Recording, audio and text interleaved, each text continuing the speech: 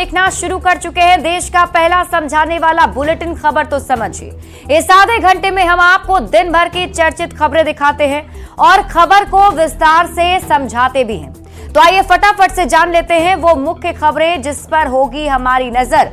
तो आपको शॉर्ट में आज की 4 बड़ी खबरें बता देते हैं और फिर इसे डिटेल में आपको समझाएंगे। हमारी आज की पहली खबर होगी सियासी लड़ाई हिंदू मुस्लिम पर क्यों आई। इसके साथ ही सीमांचल का समीकरण समझिए, हम आपको यह भी समझाएंगे जिस तरीके से गिरिराज सिंह की यात्रा सीमांचल में हुई वहां पर क्यों ज्यादा बवाल मचा हुआ है। रेल के खिलाफ साजिश वाला खेल भी आपको समझाएंगे क्योंकि आज एक बड़ा रेल हादसा होते होते बच गया। और जानिए ब्रिक्स में क्या बोले प्रधानमंत्री नरेंद्र मोदी, क्योंकि पीएम मोदी और चीन के राष्ट्रपति के बीच ये बड़ी मुलाकात हुई।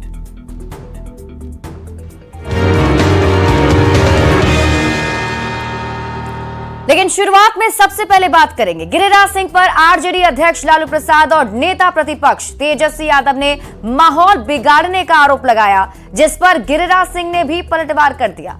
उन्होंने कहा कि बाप और बेटे माहौल खराब कर रहे हैं, ये लोग आंख ना दिखाएं और वोट की खातिर हद पार ना करें। सबसे पहले आप ये रिपोर्ट देखिए, फिर खबर तो समझिए।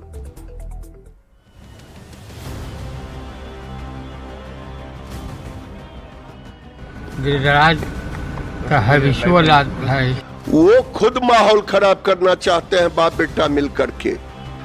गिरिराज सिंह की हिंदू स्वाभिमान यात्रा का पहला चरण भले ही पूरा हो गया हो, बिहार की राजनीति अब भी गर्म है। आरजेडी अध्यक्ष लालू प्रसाद ने गिरिराज सिंह पर निशाना साधते हुए कहा कि गिरिराज की यही आदत है।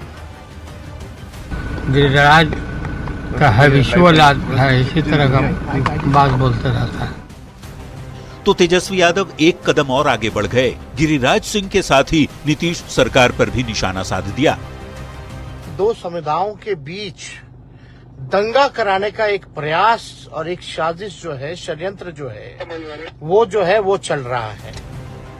लालू प्रसाद और तेजस्वी के वार पर गिरिराज ने तुरंत पलटवार किया। गिरिराज सिंह ने कहा, दोनों बाप बेटे माहौल खराब कर रहे हैं, ये लोग आंख न दिखाएं और वोट की खातिर हद पार न करें। वो खुद माहौल खराब करना चाहते हैं बाप बेटा मिल करके। मैं तो उनको कहता हूं वोट के लिए दोनों पिता पुत्र कहां गए थे 1 साल पहले। इधर जेडीयू प्रवक्ता नीरज कुमार ने गिरिराज को नसीहत दी और तेजस्वी यादव को करारा जवाब देते हुए कहा कि ये नीतीश का राज है, यहाँ किसी में हिम्मत नहीं कि बिहार का माहौल खराब कर दे। दंगा सद्भाव को बिहार में बिगाड़ देगा। हम कानून का ऐसा इंजेक्शन देते 19 वर्ष में लोगों को एहसास है। बिहार में भले ही अगले साल चुनाव हो, लेकिन सियासी पारा अभी से हाई है। खासकर गिरिराज सिंह की हिंदू स्वाभिमान यात्रा के बाद से बयानबाजी काफी तेज हो चुकी है। न्यूज 18 के लिए दिल्ली से अमितेश सिंह और पटना से आनंद अमृतराज और अमित कुमार के साथ ब्यूरो रिपोर्ट।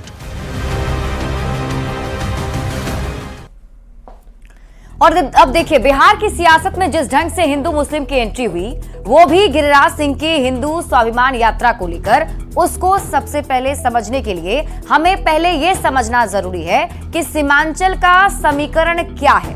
क्योंकि गिरिराज सिंह की जो पहले चरण की यात्रा हुई वो इसी इलाके से गुजर हुई थी। दरअसल बिहार का सीमांचल जो है वो मुस्लिम बहुल इलाका है, जिसमें अगर हम बात करें मुस्लिम आबादी की, पूर्णिया के अगर हम सबसे पहले शुरुआत करें, पूर्णिया की बात करें तो पूर्णिया में 33% मुस्लिम आबादी है। अररिया की बात कर लीजिए, यहाँ 35% मुस्लिम की आबादी है। कटिहार में 40% मुस्लिम की आबादी है, तो वहीं किशनगंज में 70% मुस्लिम की आबादी है। अब आप ये समझिए सियासी लड़ाई हिंदू मुस्लिम पर क्यों आई। तो बिहार में अगले साल विधानसभा का चुनाव होना है। चुनाव में सीमांचल का खास महत्व है क्योंकि सीमांचल में 4 जिले शामिल हैं, कटिहार, अररिया, पूर्णिया और किशनगंज। सीमांचल में मुस्लिमों की जो संख्या है वो काफी ज्यादा है, मतलब अच्छी खासी यहाँ पर मुस्लिमों की आबादी है और मतदान जाति के बजाय यहाँ पर धर्म के आधार पर होता है। और बीजेपी ने हिंदुओं को एकजुट कर यहाँ चुनाव हमेशा जीते हैं और इसी रणनीति के तहत सीमांचल को साधने की कोशिश की गई है क्योंकि यहाँ पर जाति के बजाय धर्म के आधार पर वोट दिया जाता है। तो बीजेपी ने हिंदुओं को एकजुट कर यहाँ चुनाव जीते हैं। जब जब हिंदू वोट बटे हैं, सीधा फायदा आरजेडी को हुआ है और आरजेडी के यहां जीत होती जा रही है। गिरिराज सिंह ने हिंदू स्वाभिमान यात्रा का पहला चरण इसी इलाके में किया था और आरजेडी को मुस्लिम वोट बंटने का डर सता रहा है। ओवैसी की पार्टी सीमांचल में पहले ही सेंधमारी कर चुकी है। AIM-MIM जो है वो उसकी तरफ से पहले ही सीमांचल के इलाकों में सेंधमारी हो चुकी है। वहीं जेडीयू को भी सीमांचल में मुस्लिम वोट मिलता रहा है।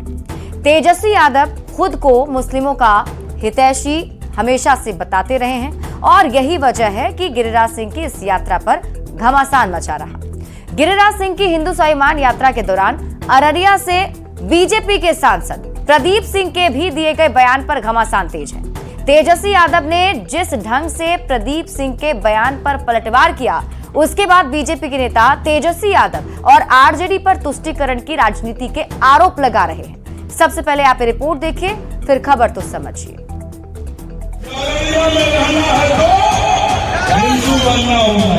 ईंट से ईंट बजा देंगे। बिहार विधानसभा चुनाव में भले ही 1 साल की देरी हो, सियासी लड़ाई हिंदू मुस्लिम तक चले आई है।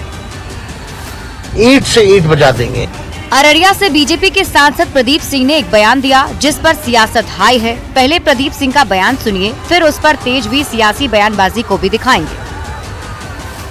हम सबको कहते हैं इलेक्शन में भी कि अररिया में रहना है तो हिंदू बनना होगा। प्रदीप सिंह ने हिंदू की बात की तो भला नेता प्रतिपक्ष तेजस्वी यादव कहां पीछे रहते। तेजस्वी यादव मुस्लिम की बात करने लगे, कहा ईंट से ईंट बजा देंगे। इनका भी बयान सुन लीजिए। और अगर कोई मुसलमान भाइयों के प्रति अगर बुरी नजर कोई देखने का काम करेगा तो राष्ट्रीय जनता दल और तेजस्वी यादव चुप बैठने वाला नहीं, ईंट से ईंट बजा देंगे। तेजस्वी यादव और लालू प्रसाद ने जिस ढंग से गिरिराज सिंह की यात्रा और प्रदीप सिंह के बयान के बाद बीजेपी के साथ साथ सरकार पर भी निशाना साधा, उसका जवाब दिया जेडीयू प्रवक्ता राजीव रंजन ने। हम अपनी जिम्मेदारियों को लेकर के सजग हैं। यहाँ किसी को भी घड़ियाली आंसू बहाने की जरूरत नहीं है। वैसे बीजेपी ने प्रदीप सिंह के बयान को व्यक्तिगत बयान बताकर इससे पल्ला झाड़ लिया है, लेकिन उस बयान पर जिस ढंग से सियासत हो रही है और तेजस्वी यादव ने पलटवार किया है, उस पर एक बार फिर राजनीतिक माहौल गर्म है और बीजेपी के फायर ब्रांड नेता गिरिराज सिंह से लेकर जेडीयू के नेता तक इसे तुष्टीकरण बता रहे हैं। न्यूज़ 18 के लिए दिल्ली से अमितेश सिंह के साथ ब्यूरो रिपोर्ट।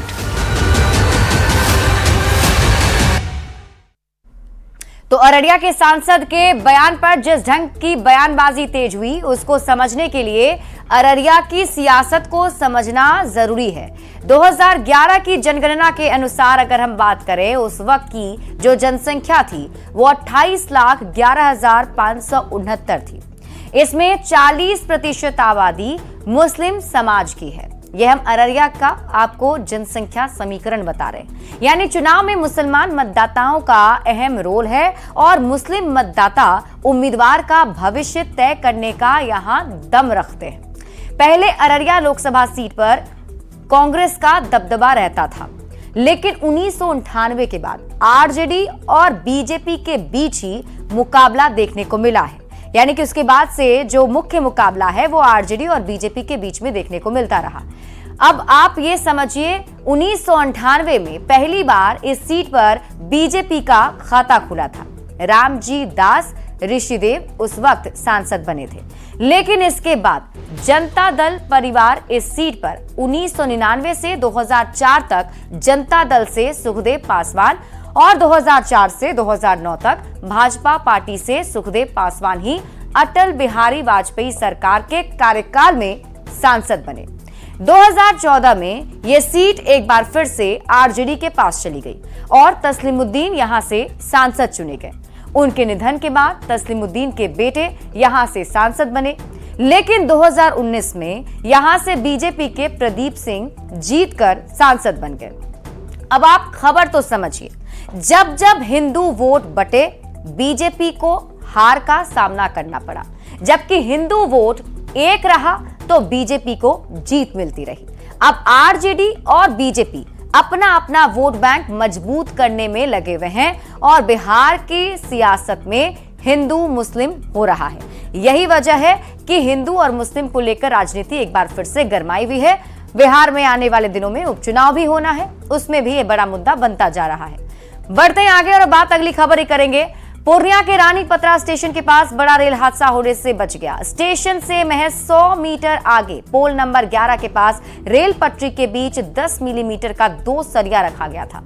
ड्राइवर की सूझबूझ से बड़ा हादसा टल गया। पहले आप ये खबर देखिए, फिर खबर तो समझिए। ये तस्वीर पूर्णिया के रानी पतरा स्टेशन के पास की है। इस पिलर नंबर 11 को देखिए। ठीक इसके नीचे रेल पटरी के बीच 10 मिलीमीटर का 2 सरिया रखा गया है। ड्राइवर की सूझबूझ से बड़ा हादसा टल गया। मैं अभी मौजूद हूँ पूर्णिया के रानी पतरा स्टेशन के पास और ये यहाँ से लगभग 100 मीटर दूरी पर रानी पतरा रेलवे स्टेशन है और ये पिलर नंबर 11 है। आप देख सकते हैं इलेक्ट्रिक पोल KJ 21/11 नंबर ये पिलर है और यहीं पे रात में इसी पटरी के बीच में 2 छड़ रखा हुआ था, 10 mm का छड़ था। हालांकि ड्राइवर की सूझबूझ से पूर्णिया के रानी पतरा स्टेशन के पास बड़ा रेल हादसा होने से टला, लेकिन ट्रैक के बीच में रखा गया सरिया ट्रेन के पहिए में फंस गए। वैसे RPF के मुताबिक ये सरिया चोरी करने वाले चोर की कारस्तानी भी हो सकती है।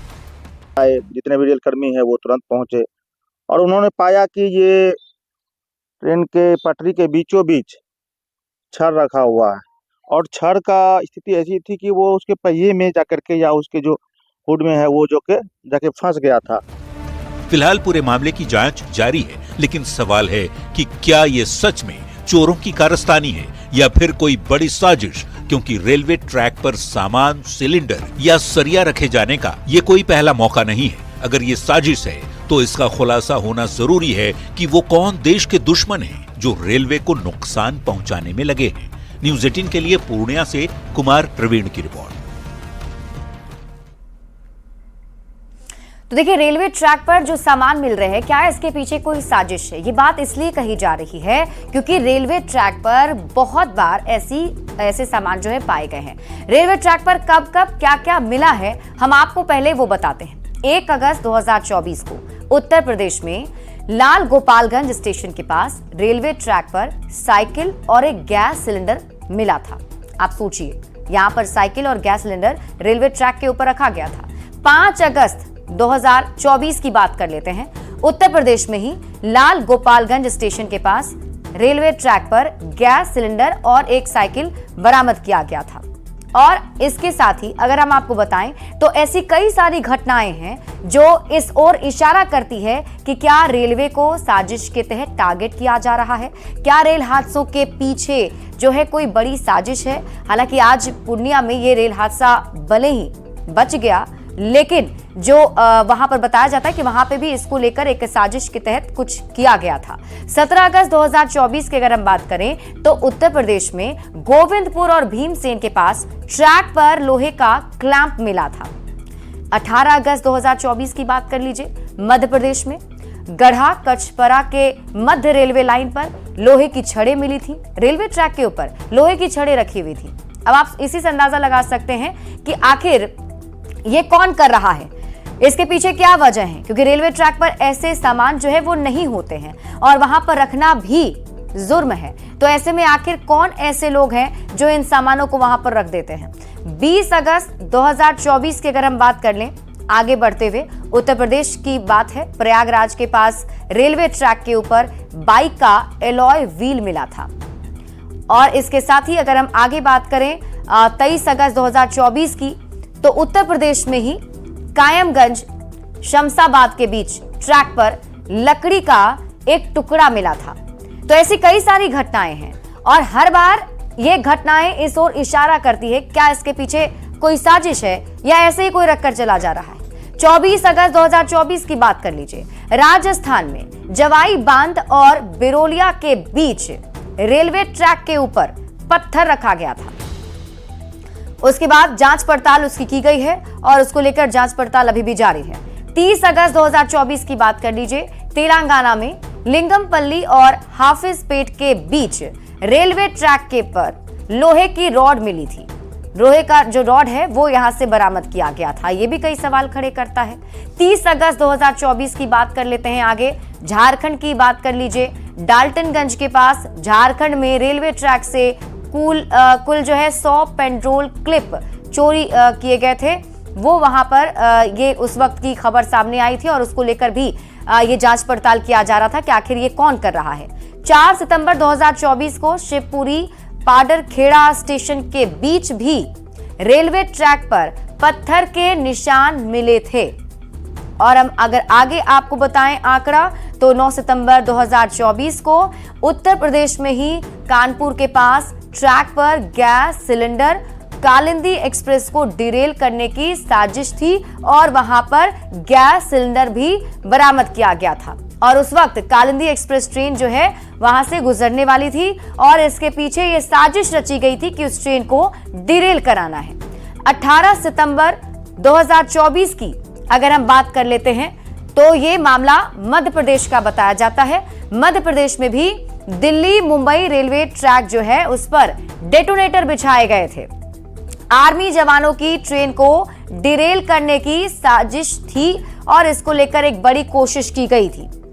अगर हम आपको बताएं आगे 22 सितंबर की बात कर लीजिए। 22 सितंबर 2024 तो उत्तर प्रदेश में ही बताया जाता है कि कानपुर के पास ट्रैक पर 5 किलो का एक खाली सिलेंडर बरामद किया गया था। तो ये जितनी भी अब तक घटनाएं हुई हैं, चूंकि सिर्फ रेल तक ही मामला सीमित नहीं है, रेलवे ट्रैक पर भी सिलेंडर मिले तो विमानों को उड़ाने की धमकी भी दी गई और वहीं स्कूल को भी उड़ाने की धमकी दी गई, जबकि दिल्ली के रोहिणी में धमाका भी हो गया। ऐसे में सवाल उठता है, क्या ये कोई बड़ी साजिश का संकेत तो नहीं? बढ़ते हैं आगे और अब बात अगली खबर ही करेंगे। 2019 के बाद आज प्रधानमंत्री मोदी और चीन के राष्ट्रपति शी जिनपिंग के बीच सीधी बात हुई। रूस के कजान में 50 मिनट तक चली इस द्विपक्षीय बैठक के बाद कई खास मायने निकाले जा रहे हैं। आप ये रिपोर्ट देखिए।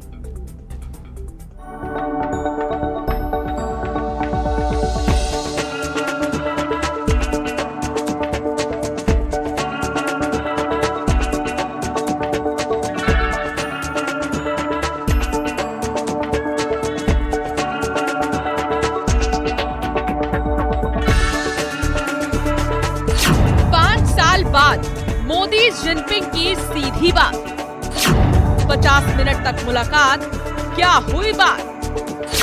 क्या फिर दोस्त बनेंगे भारत और चीन?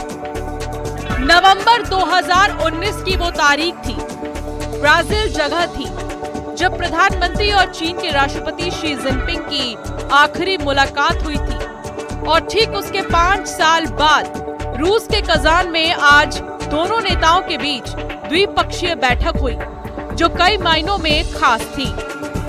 बैठक में कई अहम मुद्दों पर चर्चा हुई, जिसमें खास तौर पर सीमा पर शांति बनाए रखने की बात रही।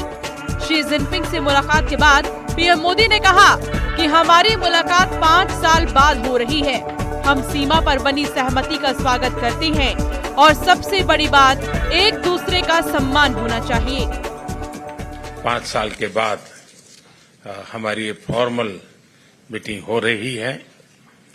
हमारा मानना है कि भारत और चीन के संबंधों का महत्व केवल हमारे लोगों के लिए ही नहीं, लेकिन वैश्विक शांति, स्थिरता और प्रगति के लिए भी हमारे संबंध बहुत अहम है। एक्सेलेंसी, सीमा पार पिछले 4 वर्षों में उत्पन्न हुए मुद्दों पर बनी सहमति का हम स्वागत करते हैं। तो वहीं दूसरी तरफ चीन के राष्ट्रपति शी जिनपिंग ने मुलाकात के बाद कहा कि दोनों पक्षों के लिए ज्यादा से ज्यादा संवाद और सहयोग करना, अपने मतभेदों और असहमतियों को उचित रूप से संभालना और एक दूसरे की विकास आकांक्षाओं को पूरा करने में सहायता करना महत्वपूर्ण है।